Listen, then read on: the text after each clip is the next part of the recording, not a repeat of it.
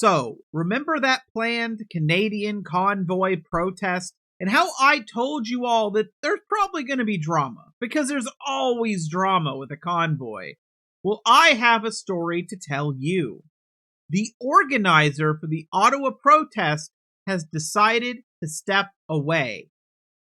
Now, this organizer would be Queenie, who has gone viral a few times for her antics and has threatened to go viral again.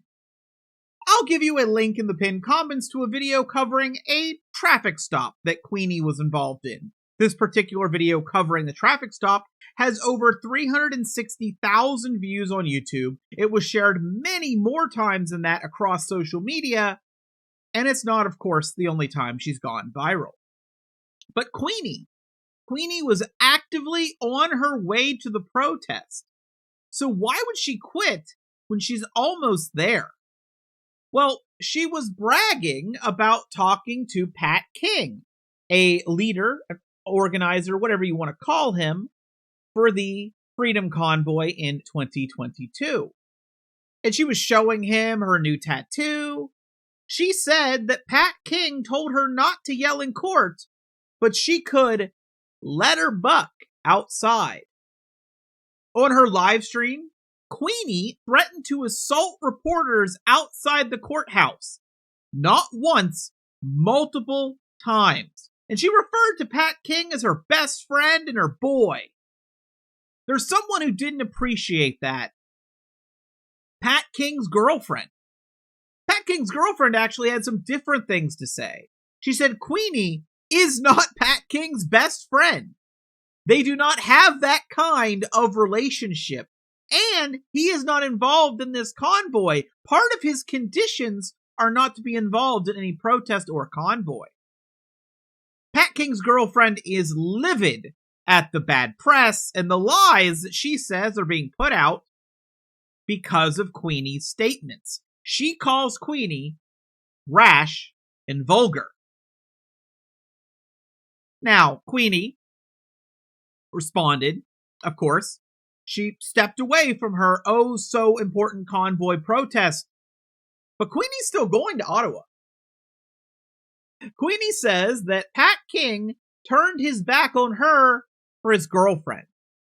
But she's going to go to court to confront the girlfriend. Queenie said, "You think I went viral? I'll show you fucking viral." So that's shaping up to be probably hilarious. I'm going to take the assumption it's going to be hilarious. So what if this convoy, though, right? Like if the leader leaves, what does the Ottawa convoy do? The last information I saw spread by leaders is that if you're in Ottawa and you want to take part in this protest still, you can just kind of drive around slowly. I mean, hey, maybe at the end they'll all get together and like share some creamy treats or something and call it a win. Because a convoy always has to declare themselves the winners. But what's funny is, no matter what this convoy does or doesn't do, the entire convoy community that they're trying to focus on this cause, at least if anything happens, they're going to be focused on Queenie. The convoy is now going to take a back seat because she has personal issues she wants to work out, I'm assuming on a live stream in Ottawa. Now, technically, the convoy is still like 9 days away or something like that. So they could try to regroup some new leaders. But again, if you watch previous coverage, past convoy leadership has been calling this one out. They aren't involved. It seems most of them. It seems very small. Some people are saying it's not real. Some people are saying it's fake. Like, it is an absolute mess. And they're still fighting each other over it, between those that believe in it and those that don't. But it's hard to have people believe in it when your Ottawa leader doesn't believe in it and just, she's got other things to do, I guess. So yeah, that's the convoy update I wanted to give you because it's always going to be a problem. Convoys are always a problem. They're always fighting each other because at the end of the day, a convoy protest is about partying and it's about getting attention. It's about feeling superior not because you succeeded in anything, but because you held a party and claimed you were going to succeed on something, and then declared victory when nothing happens. A convoy has never accomplished anything. And they really, really have to believe it has. Because if it hasn't, and every single convoy has been completely worthless, how much time and money and energy and effort have they ruined? How many of these people lost jobs to stay in convoys that did nothing? How many of them are distanced from their family being involved in these protests that accomplished nothing? And what's so funny is Canada's not really even caring about the convoys at all, because they got to worry about Donald Trump and his nonsense, his tariffs and things like that. That's where their focus is on. No one's going to care if this convoy happens. The people that maybe previously would have supported the convoy, they're not going to care.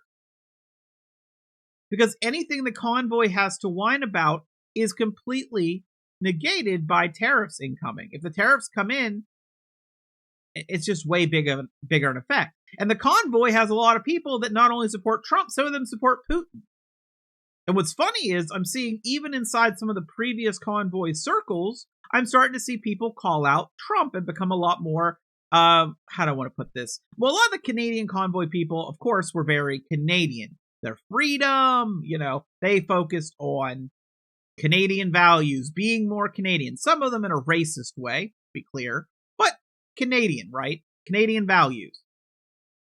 And now that Trump is now one to literally take over Canada, that puts them at odds with the people in the convoys that, are more MAGA than Canadian. It's a mess. It's a mess. It's funny. If you see any coverage on it, check it out. There'll probably be news coverage if anything crazy happens with it, but otherwise, it's probably going to just fizzle. I'm going to be honest, my opinion after watching a lot of convoys, unless something crazy happens, it's going to fizzle.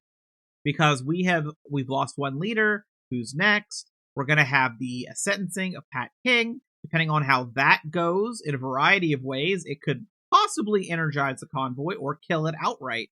But Ottawa leader stepping away, I think that's just starting. I think that's a domino starting to fall, and I think that it could cause the collapse of the entire thing. And it's kind of funny either way, right? Either the protest fizzles out before it happens, or it happens and they all have to stand around, looking at each other, creamy treats in hand, and not sure what to do now. It's going to be one way or the other, right? There's no success story for this style of protest. There never has been. There never will be.